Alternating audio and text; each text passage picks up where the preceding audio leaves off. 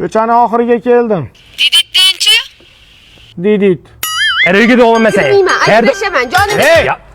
Nima ajrashaman deyapsanlar? Mana meni gapini eshiting, rais bu. Rais buva, meni dugonalarim, erlar, xotinlariga yelik sovg'a qilyapti. Meni nimam kam? Siz dadangiz velimiymaga gelimiymoqchimisiz? Aliyoha xotin. Ovqat chuchvara qil. Chuchvara. Bo'pti. Va Jennifer Lopez, sizga bitta savolda, mo eringiz ust-boshlarini qachon dazmol qilgansiz? O yuzi bilan patsvet bo'lib qopti. Davay uyga kiramiz hozir, bolalarga yaxshi qarab, yerda duo qilib o'tiramiz. Tushundingizmi? Davay, bigon bilan zangilib bo'ling. Kimsiz o'zi siz? Bizga aql o'rgatasiz, chol. Yop yozing, hozim ketash, tez. Qo'yvaring siz ham, jonimga tegib ketdingiz. So'zlarim yetib bormagan qalblarga achinmadim.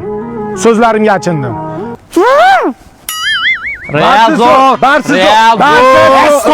Barsa zo'r Riyazo deb tortishasanlar. Bir-biring bilan itmishib bo'lasanlar, o'ldirib qo'ygida istoriyalar qo'yasanlar. Hozir Mbappe kelyapti-da, Samandarjon meni deb tortishyapti deb Ispaniyadan kelyapti-da. Mana keladi. Sen Barsa zo'r deyapsanmi? Ha, bo'pti, Barsa zo'r. Sen Real zo'r deyapsanmi? Zo'r. Bekanlarni 5 tasini aytdi. Tur yo'qol nariyoqqa. Ana Rashford kelayotgani ham yaxshilikka bo'lyapti. Zo'r bo'l. Yozni issig'ida Flavis ketadi-da, ko'z tegmasin. O'zbekistonda Luboy hududida bor. Mana shu Flavisning nokligicha o'ta mo'tadil chiqqan. Subtropik mamlakatlardan ham top bo'lmaydi. 7 yoshdan 70 yoshgacha ichyapti. Otasiga rahmat ixtiro qilgan odamdi. Bekarga yil brendini olmaganda bu Flavis. Va mahalla obodonchiligiga qarab sonzog'oniga sous qilamanmi? Jonginam yuraverdi.